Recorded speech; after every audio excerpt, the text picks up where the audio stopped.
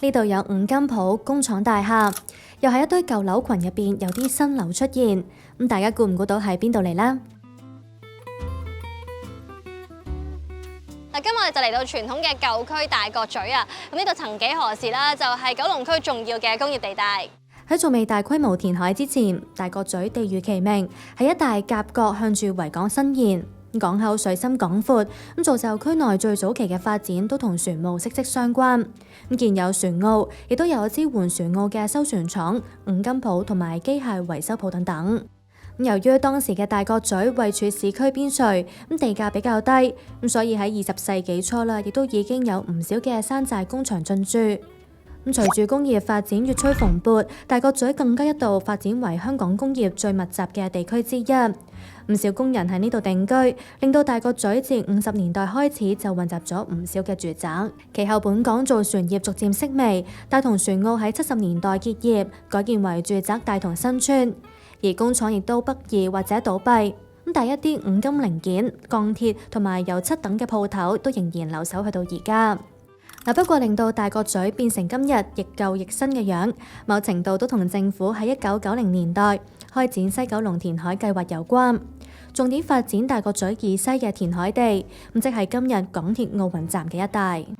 除咗道路系統，新填海區嘅土地其他用途，亦都會包括市區重建，去配合政府將來重建大角咀、長沙灣同深水埗嘅一啲舊樓。雖然奧運站嘅落成帶動咗大角咀東嘅重建，但係連同發展商主導嘅項目，成個步伐去到近10年先加快。加上缺乏整體嘅規劃，唔少重建項目都係插針式興建，於是就形成咗今日新樓貼舊樓，又或者附近有工廈嘅局面。位於福利街嘅港灣豪庭就算係例外，佢係大角咀東喺2000年代之後首個重建而成嘅私人住宅項目。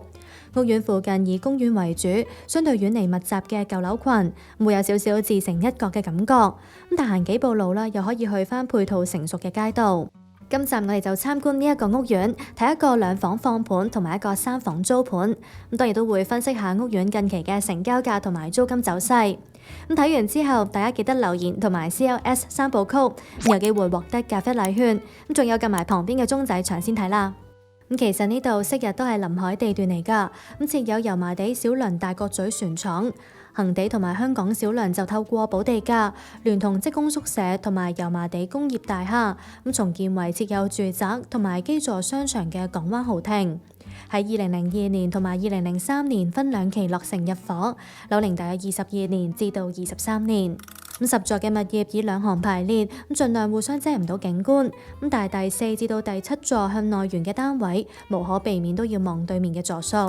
由於屋苑附近以舊樓同埋公園為主，所以大部分中高層嘅單位視野都開揚。其中向東南或者西南嘅會望樂群街公園同埋南昌公園景，亦都有機會望到唔同程度嘅海景。至於向東北或者西北嘅單位，就會近望通州街公園，遠眺深水埗一帶嘅市景。如果你係一般好似當而家一座望到海景同望唔到海景呢，嗰邊大概可能會係爭5% 左右。咁但係如果你有啲靚啲嘅景觀，能去到高層嗰啲呢，咁高層望山景同高層望海景，可能有啲真係去到5% 以上到8至10% 都唔出奇。其實喺港灣豪庭附近係有一間殯儀館㗎，以第10座最近。雖然屋苑基座佔高咗，又有西九龍走廊西嘅行車天橋遮擋，但係某啲向住嘅單位啦，價錢都有機會被壓低。屋苑合共提供3500幾房，售面積介乎321尺至到607尺嘅2房至到3房套連儲物室單位。啱啱都提到啦，係分咗2期發展㗎。第1、2、3、4同埋6座會係第1期，而第5、7、8、9同10座就會係第2期。最大嘅分別係第2期全部嘅單位都設有露台。不過呢期就只係有2房同埋純3房揀。變相想要有套房嘅買家就只能夠選擇1期嘅座數。睇翻成個屋苑以2房為主打，佔咗總伙數超過76%，所以我哋都揀咗呢款戶型去睇。單位嚟自1期1座，呢度1層有8伙，共用3部電梯。1期同埋2期嘅開則會有啲唔同㗎。見到1期嘅2房啦，就大致分咗2款開則。我哋參觀嘅低層 D 室就屬於2間睡房平排嘅一款。咁佢係放盤嚟㗎，就面積337尺，業主而家叫價560萬，圍起上嚟尺價16,600幾蚊。一出 lift 啦，電梯大堂都幾闊落同埋光猛。嗱，呢個單位咧就係冇玄關㗎，咁但係一入到嚟啦，喺我嘅右手邊咧就會有個凹位，可以啱啱好擺到個鞋櫃喺度，咁變相啦客飯廳咧就更加好用啦。咁如果唔做玄關櫃嘅話，可以橫放一張大啲嘅飯台，咁前面就擺梳化同埋電視。我上網都有睇過其他嘅放盤啊，咁有啲業主會改浴室門嘅擺位，令到中間多一幅完整啲嘅牆身嚟擺電視。咁梳化就背較窗，咁仲用埋單位嘅通道位。咁其實都仲有一個好處㗎。嗱，浴室就相對細少少啦，咁要閂門嘅話啦，都要褪到入嚟。咁如果改咗道門唔係由中間入，就唔使咁窄啦。咁可能一入嚟會係洗面盤。嗱，不過呢個擺法啦就會比起而家少啲收納空間啦，因為中間有隻窗喺度限制咗。咁睇翻而家嘅浴室有明顯嘅使用痕跡，買家都要執一執。咁業主就唔係一手住到而家㗎。嗱，不過客廳同埋睡房嘅地板啦都維持翻原裝，嗱，望上去就唔算殘舊，唔介意嘅話都唔需要更換。廚房同埋浴室一樣都有翻新過，咁相對上就新淨好多啦。咁廚房就正以方形啦，四四正正。咁雖然只係放到張曲尺型嘅工作台面啊，咁但係都見到啦有一定嘅深度啊，咁所以咧都擺到唔少嘅家電啦，同埋咧都有充足嘅備餐空間。咁當然都同佢冇裝到煮食爐有關啦。咁之後裝翻嘅話，都唔會話冇晒位。嗱，單位就係向西南㗎。咁雖然就位處低層啦，但因為望出去咧就係屋苑嘅泳池啊，咁所以景觀都唔錯。跟住我哋睇睇兩間睡房啦，有條走廊仔入，咁先睇近廳房。嗱，呢一間咧就係主人房啦，望落都幾大下㗎。咁最主要嘅原因咧就係屋主將張雙人床咧就騎咗上去窗台上邊啊。咁變相呢度咧就有足夠嘅空間啦，可以做到組幾大嘅衣櫃。咁另外喺呢邊咧仲可以掛下嘢添。同客廳唔同，兩間房扭咗向西北面。本來呢個方向咧係望到海景㗎，不過因為放盤係低層，會被海邊嘅屋苑或者建築物遮咗唔少，咁所以都係以附近嘅休憩公園或者南昌公園等嘅樹景為主，咁採光都唔錯㗎。嗱，最後睇埋呢一間房啦，咁喺原則上邊咧都有呢一幅牆㗎，做咗一個凹位出嚟，可以用嚟放衣櫃，咁可能容納嘅尺寸都比較細啦，所以見到改咗直放一張高架床，咁再喺旁邊放衣櫃。咁其實呢間房唔細㗎，都有50幾尺，咁而家嘅擺法就令到走動空間好少，咁我自己就比較傾向將張床啦靠窗邊擺。業主而家叫價560萬，咁其實係屬於蝕讓放盤㗎，因為佢係喺2019年以大概635萬買入單位。嗱，假設最後成功以目前呢一口叫價賣出，業主帳面係要蝕大概75萬，咁持貨大約6年，單位貶值近1/2。嗱，不過參考翻二發樓價指數啦，咁就跑贏到大市同期大約2/1嘅跌幅。咁但係再睇翻近期同類型單位嘅成交，業主嘅叫價似乎就有啲進取啦。6月初嘅時候，試咗一個中低層單位，尺數同埋開則都同放盤差唔多，338尺，咁就以492萬易手，尺價14,500幾蚊。業主嘅叫價係高出1/4。嗱，雖然呢個成交單位啦，景觀同放盤唔同，望深水埗一帶，而睡房呢就向住通州街公園，咁但係始終單位嘅層數都高啲啊。咁所以我哋都再參考埋銀行估價啦，咁4間都估唔足，介乎501萬至到514萬，比起叫價低大概8%至到1成。咁至於買家方面，假設以叫價買入單位，借盡90%按揭嘅話，每供款係23,100幾蚊，月入要求就係46,300幾蚊。買嚟投資嘅話，以屋苑同類型單位市值月租大概16,000蚊嚟去推算，扣除每尺管理費大概3蚊之後，放盤每月實收大概15,000蚊租金，有大概3.2厘嘅回報率，咁低過同類型單位大概3.7厘嘅大市水平。咁代理就話，港灣豪庭近月嘅成交明顯加快咗。如果你話講緊4月份嘅成交咧，佢得3單嘅啫。咁上個月5月份就去到11單啦，咁今日就6月9號，咁就成交咗3單。講緊個市場係快咗，因素我個人認為啦，係個股票市場而家 OK 係旺翻，同埋最主要係個利息。咁而家係開始出現公平個租，同埋租金嘅上升係真係幾犀利。近排個平均尺價咧就大概會係15,000蚊左右嘅。咁當然有啱啱做嗰間好平嘅成交，就頭先你講嘅望殯儀館嗰邊啦。佢又話，而家成個屋苑有超過100個嘅放盤，兩房入場由500萬起步，都有機會可以進一步議價㗎。而三房叫價就有700萬起，大放盤呢就只有大概20個。盤源相對少，都比較難揾到三房放盤參觀啦。反而租盤呢就有一個可以睇得到。呢度嘅三房主要分咗純三房、三房套同埋三房套連儲物室3款嘅開則。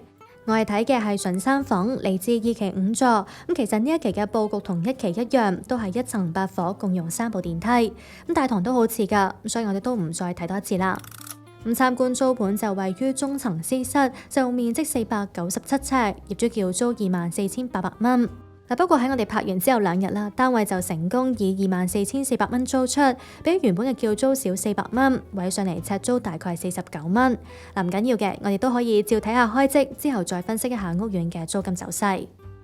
咁呢度一入到嚟咧，就會有條玄關走廊啦。咁喺我右手邊嘅位置咧，其實就有個凹位嘅，可以咧薄薄地做到個飾物櫃咁樣，或者擺下嘢嘅櫃啦。咁但係咧，佢就唔係好夠位咧，可以擺到鞋嘅。咁所以見到咧，屋主喺前少少嘅位置咧，都做翻個正常嘅鞋櫃。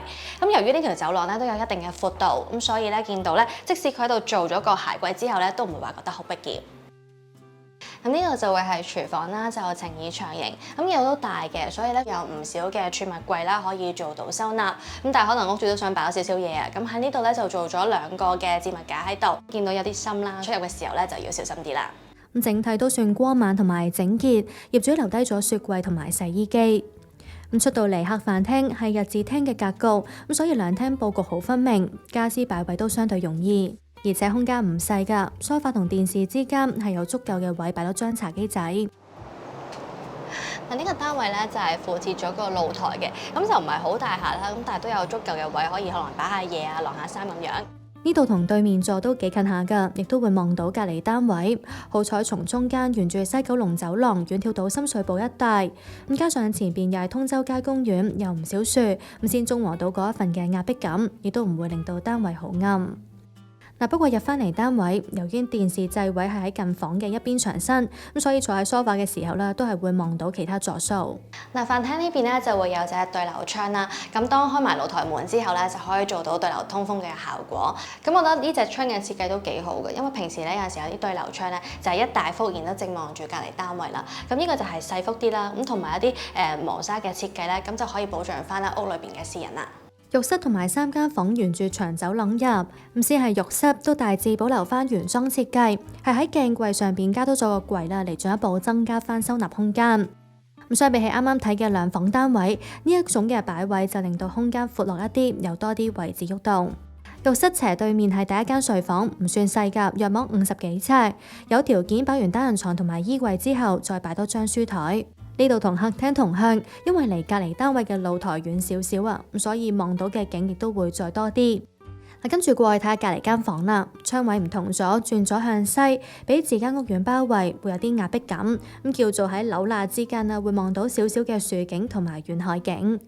呢間房呢，就比起啱啱嗰間房就細少少啊。最後咧就喺埋呢一間房啦，咁見到佢個面積都大少少嘅，應該就係主人房嚟噶啦。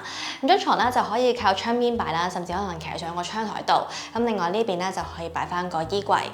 其實呢一間房就做咗少少嘅改動，將房門由走廊盡頭轉咗去旁邊入。咁樣就唔使房入邊有一個凹位嚟局限咗衣櫃嘅擺位同埋大細，而喺出邊走廊嘅盡頭又可以做多個位嚟做展示同埋擺下嘢。咁呢一度啦，同啱啱中間房一樣啦，都係向西啦，正望住同屋苑嘅另一個座數。其實屋主咧可能為咗想保持翻嗰個私隱啦，都會將個窗咧有一半咧就變咗做呢一種嘅木板。單位最後成功以24,400蚊租出。睇翻我哋28 House 近期嘅租務成交記錄都係貼近市價㗎。業主早喺2008年以大概327萬買入單位，如果以新租金嚟推算，扣除管理費之後，每月實收近23,000蚊，可以享有大約8.4厘嘅回報率。代理就話，隨住踏入租賃旺季，業主嘅叫價都開始提高。租盤今個禮拜咧係多咗嘅。咁但係點解個單位會多咗呢？因為業主嘅要求嘅租金都高咗。之前成交咧就大概50蚊度，咁而家我預計啲成交大概可能尺價53蚊、55蚊左右啦。因為嚟緊踏入暑假就旺季啦，咁業主佢哋都知道暑假嗰陣時個租金回報係會多啲嘅，咁同埋早排又利息上升啦，個樓價下跌啦，啲業主就咬得比較緊嘅租金嗰邊。佢又話呢度嘅租客以本地或者家庭客為主，內地租客反而比較少。而家嘅租盤有大概10幾個，兩房叫租由16,000蚊起，而3房呢就由23,000蚊起步。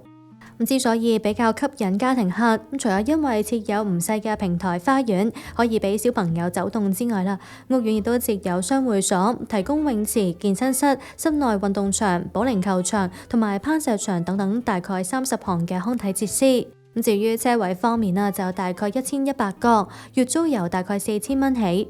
至於買賣價，參考翻近期2宗嘅成交，就由大概128萬至到148萬。最開頭都有講到啦，屋苑設有基座商場，可能想呼應翻歷史背景啊。商場設計都係以船艙為藍本。呢度有2層，提供食肆、超市、生活用品店、服飾店同埋診所等40幾間嘅鋪頭。唔夠嘅話，行出去其他街啦，都係好快同方便㗎。沿路就有唔少嘅民生小店同埋傳統食肆或者鋪頭，亦都有街市。事實上，隨住同樣係恒地旗下嘅利奧坊系列有幾期落成入伙之後，佢哋嘅基座商場都引入咗唔少嘅新式餐廳同埋文青咖啡，令到區內咧有更加多嘅選擇。但如果想去其他區嘅話咧，喺屋苑商場對出就有小巴去旺角東站，而附近亦都有巴士往返區內同埋港九新街。又或者天氣涼啲嘅話，都可以行去奧運站或者南昌站，全程大約15至到20分鐘到，會有大型嘅購物商場奧海城同埋 WeWalk。今日咧就參觀咗港灣豪庭嘅2房同埋3房單位啊！咁睇完之後我都覺得咧2個單位咧都係好實用同埋市正啦，咁都好啱咧，無論係2口子上車客啊，亦或係咧一個家庭客嘅。咁我喺拍之前其實都有睇過啦，啲人喺網上面點樣去討論呢個屋苑啦。咁有人就覺得佢好隔涉啦，另外亦都有啲人咧就覺得其實佢喺九龍上面咧都算係一個比較中心、比較方便嘅位置。咁唔知道大家點樣諗咧，都可以下邊留言話俾我知㗎。咁有機會獲得咖啡禮券。咁最後中意條片嘅朋友就記得 like 同埋 share 啦。